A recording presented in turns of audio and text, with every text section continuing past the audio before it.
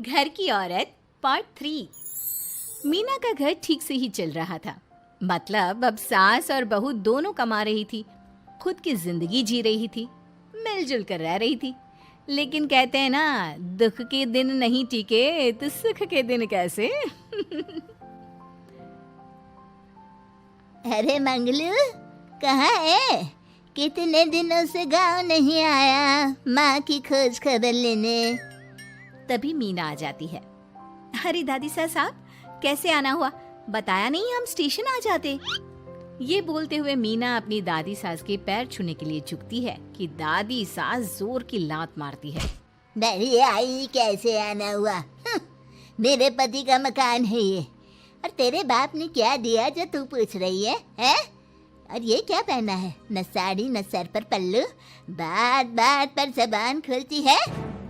दादी सास बोलना रोक ही नहीं रही थी। मीना को गुस्सा आने ही वाला होता है कि उसकी सास आ जाती है। क्या बात है मीना, कौन चिल्ला रहा है? मैं हूँ मंगलू की दुल्हन। बहुत चपर चपर कर रही है ये मीना बहू। इसकी जुबान पर लगाम लगवा ले। मम्मी जी, मेरी बहू है, घोड़ा थोड़ी ना है जो लगाम लगवा दूं। तभी वहां मंगलू यानी कि मीना का ससुर आ जाता है और मीना की सास को एक जोर का तमाचा लगा देता है। वाह, जुम्मा जुम्मा 2 दिन हुए नहीं कमाना शुरू किए, मेरी माँ के सामने होशियार बन रही है।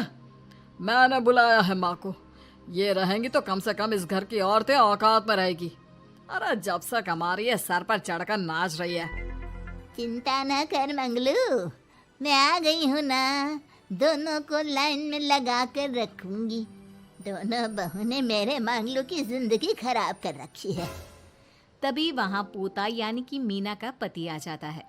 पोता जो कि दादी का दीवाना था। दादी दादी, मुझे क्यों नहीं बताया कि आप आने वाले हैं? मैं गांव आ जाता कार लेकर आपको लेने। अरे तू तो जानता ही है, कार में बैठ नहीं पाती।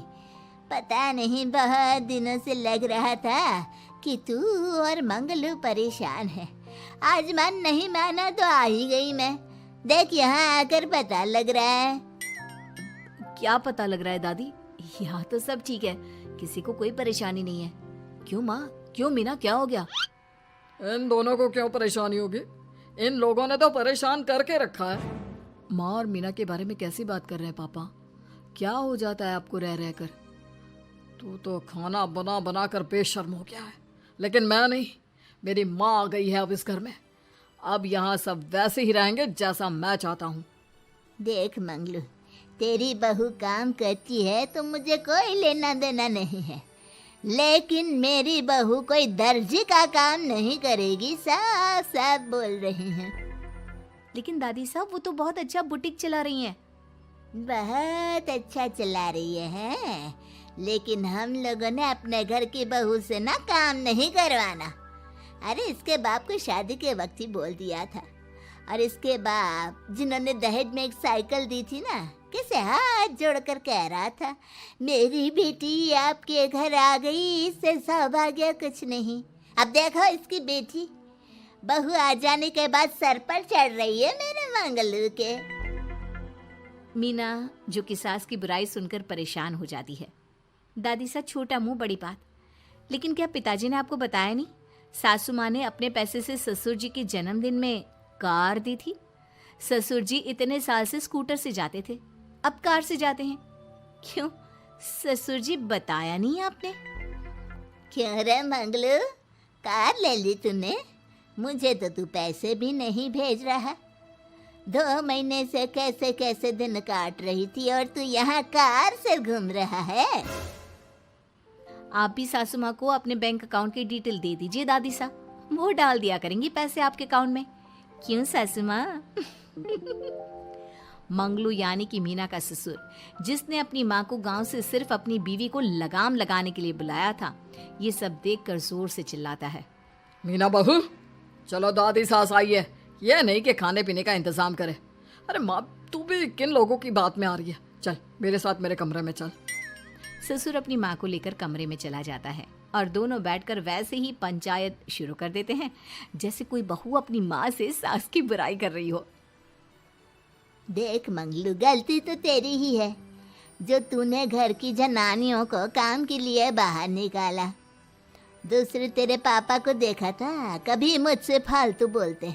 अरे मरते दम तक तेरा बाप मेरी मुट्ठी में रहा है, यही सिखाया था मैंने तुझे। क्या बोलूं माँ, जब से ये मीना बहू घर आई है ना, इसने घर का सारा इतिहास भूगोल बदल कर रख दिया है। उस तितली से तो मैं बाद में निपटूंगी, पहले तेरी वाली को तो ठीक कर दूं। अरे बहू क्या आ गई, खुद को टाटा अंबानी समझने लगी है।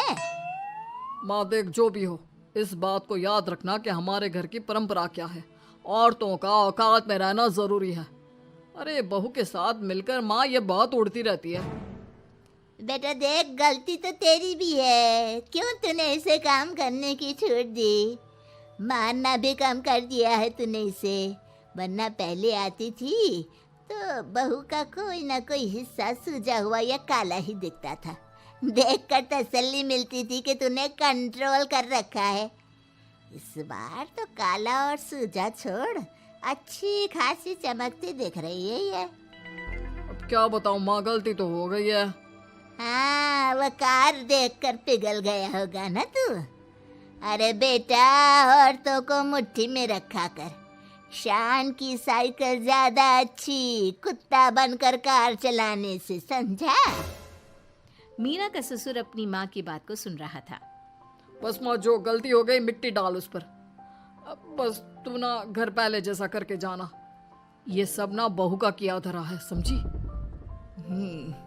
मतलब बहू को ठीक करना है तो बहू की बहू को लगाम लगाना होगा, ठीक है।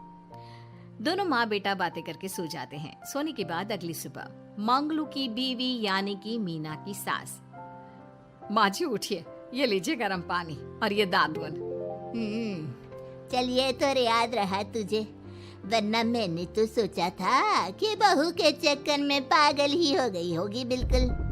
अरे बहू के चक्कर में पागल होने का क्या मतलब होता है माँ जी। उसने मुझे मेरे पैरों पर खड़ा होना सिखाया है। मैं तो कहती हूँ उसके जैसी मेरी बेटी होती ना तो शायद मैं बहुत पहले जीवन का मतलब समझ चुकी होती। तो दादी सास को समझ में आ जाता है कि सारा मामला मीना पर जाकर ही ठीक होगा। वो सोच लेती है कि अपनी बहू को छोड़कर पहले मीना को सही करना है। फिर अगले रोज, अरे मेरे पोते के पास तो मेरे पास बैठने का वक्त भी नहीं है, हैं? अरे कैसी बात करती है दादी, तेरे लिए तो मैं नौकरी भी छोड़ दूं। नौकरी नहीं, तू ना बीवी छोड़ दे, खुश हो जाऊंगी मैं। नीरज हैरान हो जाता है कि उसने तो मजाक किया था। दादी ये क्या बोल रही है? कैसी बात कर रही हो दादी, मीना ने तो सारा घर संभाला हुआ है। पहले तो घर गिरा जा रहा था ना। तेरी मीना के आने के पहले ना घर में चूल्हा जल रहा था, ना कोई रोटी खा रहा था, क्यों? नीरज को दादी बीवी के खिलाफ खूब कान भरती है। तू सही कह रही है दादी, औरत पैर की जूती और हाथ की मुट्ठी में ही ठीक लगती है। मीना ने ना सिर्फ घर का माहौल बिगाड़ा, माँ को भी पिताजी की इज्जत करनी छुड़वा दी। अब ठीक बोल रहे हो, घर को बिगाड़ने की मेन जिम्मेदार तो मीना ही है दादी। अभी उसे ठीक किए देता हूँ। तभी वहाँ पिता भी आ जाता है। देख बेटा, तो रोटी कम खाना मंजूर, लेकिन इन औरतों के आगे झुकना मंजूर नहीं। तेरी दादी ने घर की परंपरा बनाकर रखी, मजाल कि मेरा बाप मेरी माँ के सामने कुछ कह लेता। पर पापा एक बात पूछनी थी। रहने बेटा, तू ना कंफ्यूज है जीवन में, तू ना कंट्रोल कर पाएगा अपनी जनानी को। मंगलू, मेरी तो टिकट ही करा दे गाँव की। तुम लोगों के घर तो मर्दों की कोई इज्जत ही ना है, और ये मेरे घर की परंपरा ना है, मैं चली। अरे ना ना दादी, मैं तो बस देख अब मैं कैसे कंट्रोल करता हूँ इसे कल। फिर अगले रोज मीना ऑफिस के लिए तैयार हो रही थी कि देख मीना, आज मेरे दफ्तर से कुछ लोग खाने के लिए आ रहे हैं, तो शाम के खाने में। लेकिन आज तो मेरी मीटिंग है, फिर घर आने में मुझे देर हो जाएगी। तो मैं क्या करूं?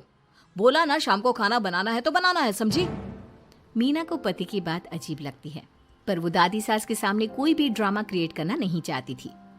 ठीक है, मैं शाम को जल्दी आ जाऊंगी। अच्छा क्या खाना है प्लीज जल्दी से बता दीजिए। पर बेटा तू तो बहू सास को चुप रहने का इशारा करती है, लेकिन पोते को तो लड़ना था। वो मीना पर जोर से चिल्लाता है, मीना देख, ज्यादा हीरोइन मत बन। आज ऑफिस जा रही है तो जा, लेकिन सुन, तुरंत रिजाइन देकर घर आ जाना।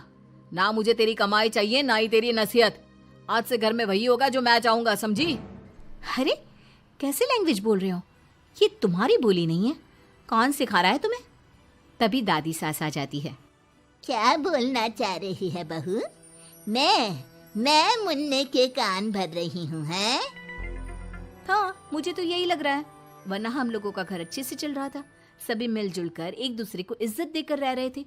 लेकिन अब तभी मीना को उसका पति जोर से डांटता है।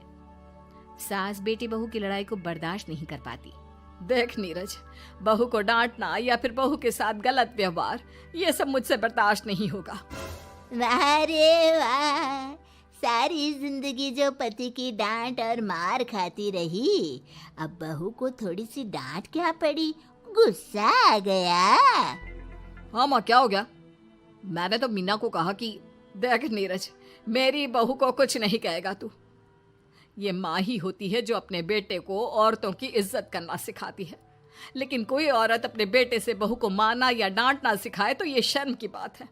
मैं नहीं चाहती कि तू औरतों की इज्जत ना करे, जबकि मैं खुद एक औरत हूँ। दादी सास बहू की बात सुनकर शर्म से सर नीचे कर लेती है। सच कहा सासू माँ, एक रानी ही अपने बेटे को राजकुमार की तरह पालती है, जो दूसरी औरतों का सम्मान करे।